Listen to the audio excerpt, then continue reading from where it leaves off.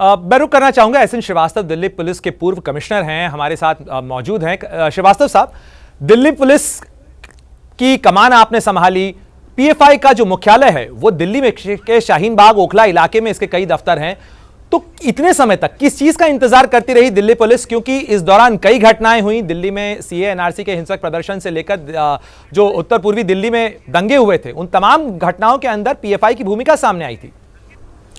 जी हाँ, जैसा कि आपने कहा कि उत्तर पूर्वी दिल्ली में जो दंगे हुए थे, उस दंगे के इन्वेस्टिगेशन में हमने एक केस रजिस्टर किया था जिसमें इसके पीछे किनका हाथ है, फंडिंग कहाँ से हुई है।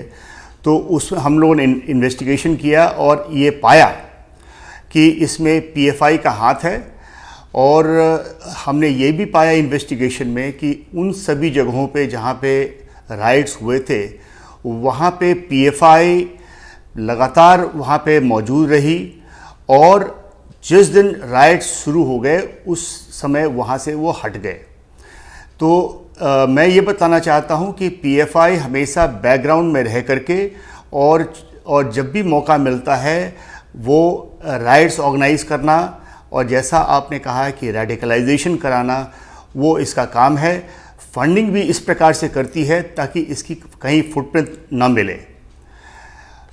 इसकी हमेशा से कोशिश रही है कि जो ये सदर्न इंडिया में जहाँ पे इनकी पैठ थी, सिमी के खिलाफ जब एक्शन हुई और वो कमज़ोर पड़ गया, जो लॉ इन्फोर्समेंट एजेंसीज ने इसमें काफ़ी काम किया, इंडियन मुजाहिदीन को सफाया किया गया। उसके बाद इन्होंने अपनी जो ऑपरेशन है नॉर्थ इंडिया में भी करना शुरू किया और ये हमारे इन्वेस्टिगेशन का ही परिणाम है कि हमने इसको नॉर्थ ईस्ट दिल्ली की जो राइट्स हुई थी उसमें भी इनकी शमूलियत पाई। और ये इनका इन्वेस्टिगेशन जब मैं था तो मैं ये इन्वेस्टिगेशन इनके खिलाफ चल रहा था। मैं प्रेजेंट नहीं बता पाऊँगा, वो आप कंसर्न से इसके बारे में जानकारी लीजिए, लेकिन इनकी शमूलियत पाई गई थी।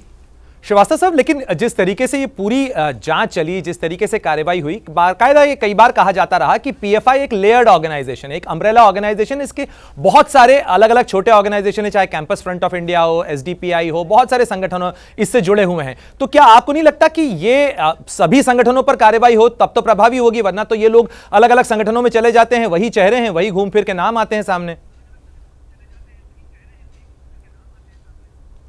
शायद इसी चीज़ पूरी इन्वेस्टिगेशन के लिए ऑल इंडिया लेवल पे एनआईए जो सर्चेस किया है और विभिन्न ऑर्गेनाइजेशन, जैसा कि हमें भी खबर मिली कि मोर देन 100 प्लेसेस पे सर्च किया गया और बहुत सारे इस पे डॉक्यूमेंट्स मिले, बहुत सारे सबूतें मिली हैं एंड मोर देन 100 पर्सन्स को अरेस्ट भी किया गया है। शायद ये इसी दिशा में काम करते हुए ये किया गया है। जी, निश्चित रूप से सरकार की कोशिश होगी कि पूरे पुख्ता इंतजामों के साथ में फुल प्रूफ जो तैयारी हैं उसके साथ ही कोर्ट के सामने जाया जाए जब बैन की प्रक्रिया आगे बढ़े तो।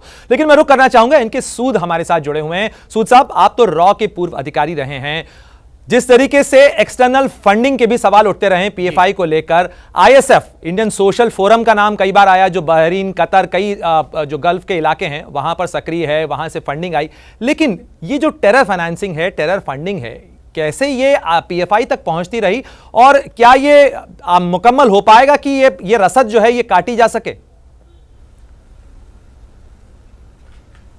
बिल्कुल, देखिए जिस टाइप से अभी रेड्स हुई है, ये पूरा सारा का सारा इन्होंने इसका पूरा इंतजाम किया है और इनको सब कुछ पता चल गया है कहां से क्या आता है। अब देखो उनको फंडिंग कहां से होती है।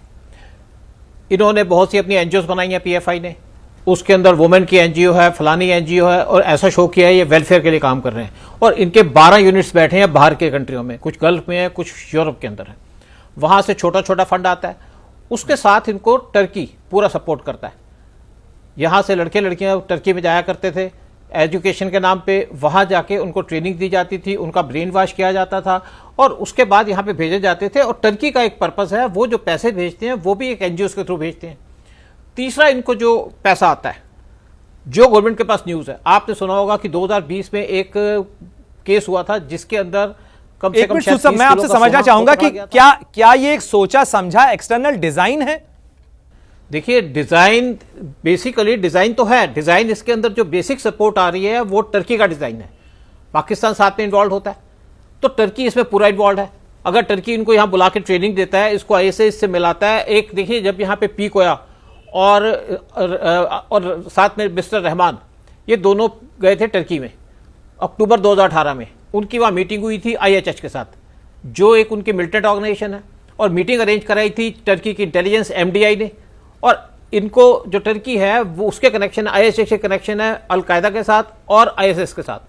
और तभी आपने देखा होगा काबुल में एक गुरुद्वारे के ऊपर अटैक हुआ था, उसमें केरला का लड़का था। तो ये सारा काम कर रहे हैं केरला से। केरला इनका मेन हब बना हुआ है। लक्षद्वीप के अंदर बहुत से स्मगलिंग होती थी, ड्रग्स की स्मगलिंग होती है, और वो जो है वहाँ से स्मगलिंग होकर के कुछ सामान आता है केरला के अंदर, या बाकी आप समझिए सदर स्टेट के अंदर, एक वो था। फिर इसके अंदर ये भी डाउट है कि चाइना इन्वॉल्व है। चाइना जो भी इंडिया के अंदर काम होता है उसमें आज चाइना इन्वॉल्व है, चाहे फार्मर्स की एजिटेशन हो, चाइना फंडिंग करता है। चाहे आपके नॉर्थ ईस्ट के मिलिटेंट्स हैं, चाइना इवन कश्मीर में इन्वॉल्व हो रहा है। अल फरहान एक ऑर्गेनाइजेशन है, उसको रेज कर रहा है, क्योंकि बाकी तो पाकिस्तान पे उसने छोड़ा हुआ है। चाइना, अब देखिए एक और बात है कि मैं ये कहूँगा कि इसके अंदर बॉलीवुड की भी इन्वॉल्वमेंट हो सकती है। आप देखिए बॉलीवुड की पिक्चरें, इंडिया में पिक्चर चले ना चले बॉलीवुड में चलती हैं। एक पिक्चर आई थी आमिर खान की सीक्रेट सुपरस्टार, इंडिया में शायद 50 करोड़ कमाए उसने और चाइना में 750 करोड़।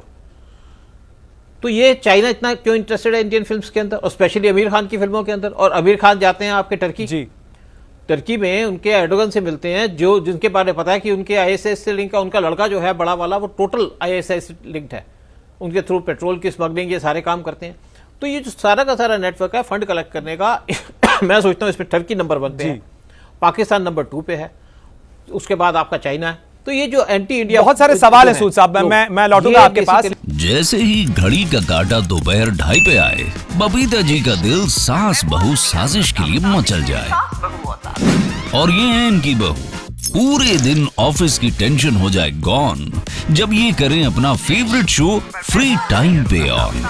इनकी तरह आप भी देखें अपना फेवरेट शो अपने टाइम पर और डाउनलोड कीजिए ABP लाइव ऐप अपने स्मार्ट टीवी पर।